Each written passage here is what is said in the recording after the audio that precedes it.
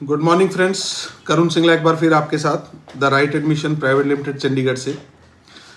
तो मैंने आज एक्चुअली आपसे डिस्कस करना था कि जब हम एमबीबीएस की एडमिशन प्रोसेस में जाते हैं ना, तो जब हम फॉर्म भरते हैं या मतलब चॉइस फिलिंग्स करते हैं, अपनी पूरी एडमिशन प्रोसेस में कुछ ऐसी मिस्टेक्स करते हैं जिसकी वजह से हमारा नुकसान होता है। द नुकसान in the sense of financial terms में भी आप कह सकते हो। फाइन, आपका बजट ओवर आपने गलती से कर लिया, क्वालिटी ऑफ कॉलेज थोड़ा सा खराब कर लिया, या कोई चीज़ अच्छी मिल सकती थी वो आपने due to lack of knowledge आपने उसको छोड़ दी, या कुछ मिस्टेक से आपने वो कॉलेज को या उस ऑप्शन को आपने अवेल नहीं कर पाए। तो मैं स्टार्ट करूंगा सबसे पहले फॉर्म भरने से। फाइन, बहुत सी स्टेट्स ऐसी हैं जहां पे नीट के बाद जो फॉर्म भरे जाते हैं वो एक बार भरे जाते हैं। तो मेक श्योर कि जिस भी स्टेट में आपको एडमिशन लेना है उसका फॉर्म टाइमली भर लें। फाइन, उसकी वेट मत करें, क्योंकि अगर फॉर्म नहीं भरा तो आपके कुछ भी स्कोर हो तो आपका एडमिशन नहीं होगा। बहुत लोग ऐसे कहते हैं जी नीट का फॉर्म भर दिया था, अब तो जी अपने आप ही होना है। तो ऐसा नहीं है, चाहे वो ऑल इंडिया कोटा है चाहे वो स्टेट्स हैं, आपको आपका रिक्वायर्ड स्टेट का फॉर्म भरना पड़ेगा। वो फॉर्म भरिएगा ज़रूर। दूसरा, कई बार मैंने देखा है कि फॉर्म भरते वक्त लोगों के पास ना ड्यूअल डोमिसाइल्स होते हैं। मान लो भी बच्चा पढ़ा कहीं पे है, वो रेजिडेंस उसका कहीं पे है, तो वो दोनों स्टेट का डोमिसाइल क्लेम कर सकता है।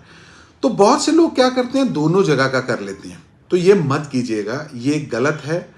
ये बेसिकली आपके लिए आपके स्कोर पे गवर्नमेंट का बहुत चेक है। अगर वो ऐसा होता है, 85% सीटें अगर आप दो स्टेट की क्लेम करते हो तो आपको दोनों स्टेट की काउंसलिंग में बाढ़ कर दिया जाएगा, आपको बाहर निकाल दिया जाएगा। तो मेक श्योर कि आपको एक स्टेट का डोमिसाइल लेना है, और वो कौन सी स्टेट का लेना है वो आपको चेक करना है कि कहाँ पे आपके स्कोर पे ज़्यादा बेनिफिट है। फाइन, तो इस चीज़ को बहुत ध्यान से करिएगा। इसका थोड़ा सा भी रॉन्ग सिलेक्शन आपकी एडमिशन प्रोसेस पे और आपके बजट पे बहुत बड़ा इम्पैक्ट डाल सकता है। तो मेक श्योर फॉर दैट। उसके बाद जब आप अपना कोई भी फॉर्म भरें तो आपके पास कौन सा ऐसा सर्टिफिकेट है जिसको आप क्लेम कर सकते हो, कौन सा ऐसा कोटा है, कौन सी ऐसी गवर्नमेंट द्वारा आपको दी गई एक बेनिफिट है जो आप ले सकते हो, जो आपका हक है। फाइन, जैसे कि कई स्टेटों में मान लो बैकवर्ड क्लास है, एसटी है, एससी है, उसके बाद कोई मान लो कोई पुलिस का सर्टिफिकेट का कोटा है, कहीं पे आर्मी का कोटा है, कहीं पे राइट अफेक्टेड है, टेररिस्ट अफेक्टेड है, border area, backward area, physical handicapped, मतलब बहुत से कोटे हैं, सिंगल गर्ल चाइल्ड एक कोटा है। तो जो भी कोटा उस स्टेट में है जो आपके ऊपर एप्लीकेबल है, आपने उसको क्लेम करना है। मेक श्योर कहीं ऐसा ना हो जाए कि आपका कोई ऐसा चांस था जिसको आप अवेल करके आप मान लो अच्छे कॉलेज में या गवर्नमेंट कॉलेज में जा सकते थे और आपने वो नहीं क्लेम किया, तो आपका रॉन्ग हो गया। और इसका एडवर्स भी है, कई बार आपने कोई गलत कोटा वहां पे क्लिक कर दिया और आपके पास वो नहीं है और आपको सीट उस कोटे में अलॉट हो गई, तो आपको प्रॉपर डॉक्यूमेंट्स वहां पे सबमिट करने पड़ेंगे। अगर वो आप नहीं करते हो तो आपकी एडमिशन जो आपने उठाई थी फर्स्ट राउंड में या सेकेंड राउंड में, वो आपकी खत्म कर दी जाती है, वो नल अवॉइड हो जाती है और आपको काउंसलिंग प्रोसेस से बाहर कर दिया जाता है। तो अगर आपने कोई कोटा उठाना है तो उस चीज को ध्यान में रखिएगा कि वो आपके पास उसका प्रॉपर एविडेंस हो, प्रॉपर अपडेटेड डॉक्यूमेंट्स हो। कई बार मतलब मान लो गवर्नमेंट मांग रही है कि आपको जी 1 अप्रैल 2022 के बाद का डॉक्यूमेंट चाहिए, तो आपके पास वो होना चाहिए। ये नहीं कि आपके पास 4 साल पुराना है, तो उसको नहीं माना जाएगा। कुछ डॉक्यूमेंट्स ऐसे हैं जो पुराने भी चलते हैं, तो वो जैसे ही आप प्रोसेस में जाएंगे तो आपको ये पता चलना शुरू हो जाएगा, तो उस बात को आप ध्यान रखिएगा। उसके बाद मैंने देखा है कि बहुत से बच्चे ना लास्ट ईयर के स्कोर पे रिलाई करते हैं कि ये बीजी इस कॉलेज में या इस स्टेट में लास्ट ईयर में ये कट ऑफ रही, गवर्नमेंट में ये रहा या प्राइवेट में ये रहा, ये कॉलेज का ये है, हमें ये कॉलेज मिल जाएगा। तो ठीक है, ये कुछ हद तक सुनने के लिए बोलने के लिए अच्छा लगता है, बट ऐसा नहीं है। हर साल की सिचुएशंस अलग हैं, नंबर ऑफ कैंडिडेट्स अलग हैं, किस उस स्टेट में कितने ने अप्लाई किया, फीस स्ट्रक्चर क्या है, गवर्नमेंट की कोई चेंजेस आई है किसी रूल्स को लेके जिससे कैंडिडेट कम या ज़्यादा होते हैं। फाइन। बहुत से देखा गया कि एक कॉलेज था एक स्टेट में, मान लो वो पिछले साल 400 नंबरों पे बंद हो गया, उससे पिछले साल वो 200 पे तक भी चला गया था। हो सकता है इस साल वो 200 वाला हो, या वो हो सकता है इस बार वो 400 के बजाय 500 पे चला जाए। तो मेक श्योर कि लास्ट ईयर का जो डेटा है वो आपकी अंडरस्टैंडिंग के लिए, आपको समझने के लिए अच्छा है, लेकिन वो श्योरिटी नहीं है आपके स्कोर पे आपके एडमिशन की इस साल। तो मेक श्योर कि आपका जो स्कोर है लास्ट ईयर का उसका एक रेलेवेंस है, बस उसको वहीं पे छोड़ दीजिएगा। इस साल क्या होना है उस चीज के ऊपर फोकस करिएगा। दूसरा, बैकअप प्लान जरूर बनाइएगा। बहुत से पेरेंट्स क्या है जी, मतलब हमारे बच्चे के ये स्कोर आ गए जी, हमें तो ये कॉलेज मिल जाएगा, बस हमने यही लेना है, या ये पर्टिकुलर कोर्स में ही जाना है, या इतने बजट में ही होगा। तो ऐसा मत कीजिएगा। नो डाउट आपका हर चीज का एक सिनेरियो है, आप उसको फॉलो करिए, very good, but backup plan जरूर रखिएगा। एमबीबीएस हो या मेडिकल की पढ़ाई है ना, जो इसमें मतलब you are not that much chooser. Fine. 21 lakh बच्चों ने फॉर्म भरा है सर, बहुत एडमिशंस मतलब टफ होने वाला है। तो बैकअप प्लान जरूर रखिएगा। नो डाउट वो बैकअप प्लान कुछ भी हो सकता है आपका। मान लो कि जी अगर हम 60 लाख रुपए तक होगा तो ठीक, वरना हम 70 में चले जाएंगे, very good, that is also backup plan. या हम अगर इस रेंज तक नहीं होता, 50 लाख तक नहीं होता, तो हम अब्रॉड चले जाएंगे, very good, right backup plan. या अगर सर इंडिया में एमबीबीएस में नहीं होता तो हम वेटनरी ले लेंगे, बीडीएस ले लेंगे, मतलब कुछ भी एक ऐसा बैकअप प्लान है जो आपके बच्चे को ड्रॉप से बचाए और फ्रस्ट्रेशन से बचाए, क्योंकि ये ना हो कि बाद में आप पछताओ। क्योंकि बैकअप प्लान के लिए भी आपको इमीडिएटली साथ साथ वर्किंग करनी पड़ेगी। वो बैकअप प्लान हर वक्त रेडी नहीं है। बहुत से कैंडिडेट्स हैं, ये मत सोचिएगा कि अगर ये नहीं हुआ तो वो तो मिल ही जाएगा, ऐसा नहीं है। मिल जाएगा पर उसकी कई बार कॉस्ट ज़्यादा होगी, या उसकी क्वालिटी कम होगी, या कोई ऐसा भी कारण हो सकता है कि आपको वो बैकअप प्लान भी ना मिले। तो उस बात का ध्यान रखिएगा।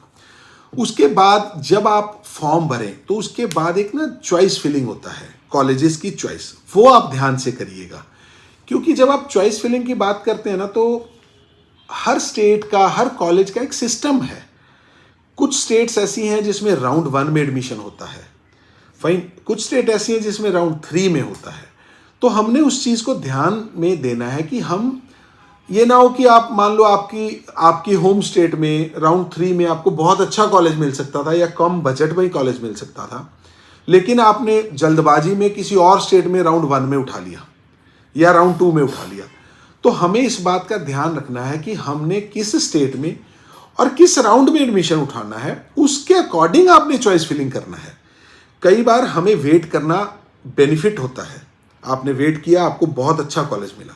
कई बार उल्टा होता है कि आपने उल्टा वेट नहीं किया और मतलब कि जल्दबाजी में कॉलेज उठाया, वही आपका बेनिफिट है।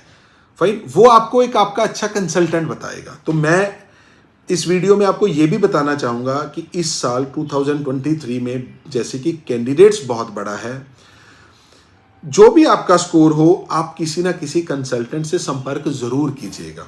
जो इन्फॉर्मेशन उससे ले सकते हो वो लीजिएगा। अगर वो इन्फॉर्मेशन आपको लगता है कि सफिशिएंट है तो उस इन्फॉर्मेशन के बेसिस पे आप अपने एडमिशन प्रोसेस को कीजिएगा, या कोशिश कीजिएगा कि कोई अच्छा कंसल्टेंट जो आपके आसपास हो, या जिसको आप जानते हो, या जिस पे आप बिलीव कर सकते हो, या जिसका एक्सपीरियंस अच्छा हो, आप उस पर ज़रूर अपना काउंसलिंग प्रोसेस को उसके थ्रू करवाइएगा। इसमें आप ये सोच सकते हो कि मैं अपने लिए कह रहा हूँ, बट ठीक है, वो भी एक रीज़न है, बट आपके बच्चे का एडमिशन बहुत इंपॉर्टेंट है। फाइन। मेडिकल लाइन में यू टर्न नहीं है, ये नहीं है कि कल को आपके पास वापसी क्या है, कुछ नहीं है। कोई भी कंसल्टेंट कीजिएगा, जो आपको ठीक लगता है वो कीजिएगा, लेकिन ज़रूर कीजिएगा। अगर आप मान लो, अगर हम प्राइवेट कॉलेज की बात करें तो हिंदुस्तान में प्राइवेट कॉलेज 60-70 लाख रुपए से शुरू होते हैं। तो जब आप 60-70 लाख रुपए खर्च रहे हो ना, तो एक छोटी सी अमाउंट एक कंसल्टेंट को दोगे ना, तो हो सकता है वो आपके 10 टाइम्स आपके पैसे बचा दे। ये ध्यान रखिएगा, हिंदुस्तान में हर एडमिशन काउंसलिंग के थ्रू होता है। किसी भी कंसल्टेंट को कोई भी कॉलेज के नाम पे डोनेशन या कोई है ना, वो सब प्रोसेस में मत जाइएगा। फाइन, कोई ज़रूरत नहीं है। आपका प्रॉपर स्कोर आपको अच्छे कॉलेज में एडमिशन दिलाने के लिए काफ़ी है। फाइन, ये ध्यान रखिएगा। ऐसा मत हो कि आप किसी भी कारणवश आप वो कर लो कि भाई मुझे उस कॉलेज में लेना है, 20 लाख रुपए दे दो, 30 लाख मत दीजिएगा। सिर्फ काउंसलिंग के थ्रू जाइएगा, बेस्ट वे है वो इकोनॉमिकल भी है, वो सेफ भी है। तो इस बात का ध्यान रखिएगा। उसके बाद जो अगर हम मिस्टेक की बात करें, बहुत से बच्चे मैंने देखा है ना, मल्टीपल फॉर्म भरते रहते हैं। सभी स्टेट्स के फॉर्म भर दिए, सभी स्टेट में काउंसलिंग प्रोसेस शुरू कर लिया, उसके बाद वहाँ पे सिक्योरिटीज़ दे दी, 2-2 लाख, 4-4 लाख, 3-3 लाख, 1 लाख सिक्योरिटी दे। क्या ज़रूरत है? आप मतलब 10-10, 12-12 लाख रुपए मैंने देखा है लोग अपनी कंसल्टेशन पे, अपनी काउंसलिंग पे फंड ब्लॉक कर लेते हैं। नहीं ज़रूरत। आप प्रॉपर ऑल इंडिया, फाइन, अपनी होम स्टेट और कोई भी 1-2 ओपन स्टेट जिसमें आपको लगता है कि आपका एडमिशन हो सकता है, उसी में जाइए। बहुत ज़्यादा 15-20 मल्टीपल चॉइसेस को मत रखिएगा, उलझ जाओगे, आपका एडमिशन खराब हो जाएगा, रॉन्ग चॉइस हो जाएगी। अगर आपका एडमिशन मिल गया और आपने नहीं लिया तो आपकी सिक्योरिटी फोरफिट हो जाएगी। और साथ में ये ध्यान रखिएगा कि अगर एक प्रोसेस है, अगर एक प्रोसेस में एक जगह आपने एडमिशन उठा लिया और आपने वो एडमिशन को ले लिया, तो हिंदुस्तान के आप फर्दर सभी राउंड्स के लिए, सभी स्टेट्स के लिए आप बाहर कर दिए जाते हो। ये मत सोचना, कई पेरेंट्स मेरे पास आके कहते हैं सर कोई बात नहीं, ये सीट उठा लो, पैसे खराब जाएंगे, कोई बात नहीं, हम इसमें भी लेंगे, देखा जाएगा, ये वो नहीं। एग्जैक्ट में जाइएगा, एग्जैक्ट देखिएगा कि आपके स्कोर पे इस साल कहाँ हो सकता है, उसी स्टेट में फॉर्म भरिएगा और वहीं पे अपनी क्रेडेंशियल लगाइएगा, वहीं पे सिक्योरिटी दीजिएगा, वहीं पे फंड ब्लॉक कीजिएगा। अननेसेसरली बहुत ज़्यादा जगह फंड ब्लॉक करना गलत है। दूसरा एक मैंने देखा है कि अक्सर पेरेंट्स के पास जो बैंक अकाउंट होते हैं ना, वो उसमें एक ऑप्शन नहीं होती फंड ट्रांसफर्स की। तो बाद में जब मान लो आपका एडमिशन आ जाता है तो 1-2 दिन का समय होता है, 3 दिन का, तो क्या रहता है कि कई बार हमने ऑनलाइन पेमेंट करना होता है, फिर एडमिशन लेटर डाउनलोड होता है, फिर वो एडमिशन लेटर को लेके हमने कॉलेज रिपोर्ट करना होता है, कॉलेज कई बार दूर होता है। तो ये सारी प्रोसेस मैनेज करने के लिए हमारे को एक अच्छी बैंकिंग सिस्टम की ज़रूरत होती है। तो कोशिश कीजिएगा किसी ऐसे बैंक में अकाउंट खुलवाइएगा जो आपका इंस्टेंट फंड ट्रांसफ़र में आपको हेल्प करे। ये ना हो कि जी वो 24 घंटे बाद होगा, अगर आप पे ही ऐड कर रहे हो, ये होगा वो, मतलब वो सब चीज़ें आपकी एडमिशन को ख़राब करने में, मतलब कि ख़राब करने की कोशिश करती हैं। कुछ बैंक्स मैंने देखा है बहुत रिजिड हैं, तो अवॉइड इट। फाइन, आप अपना बैंक वही रखिए जो आप चाहते हो, but for the time being admission के लिए आप ऐसी बैंकिंग सर्विसेज में जुड़िए जो आपके फंड ट्रांसफर्स में इमीडिएटली आपकी हेल्प करे। प्राइवेट्स बैंक में क्या रहता है कि कोई ना कोई आपका एक रिलेशनशिप मैनेजर है, फाइन, अगर कोई प्रॉब्लम आती है तो उसको फ़ोन कर सकते हो।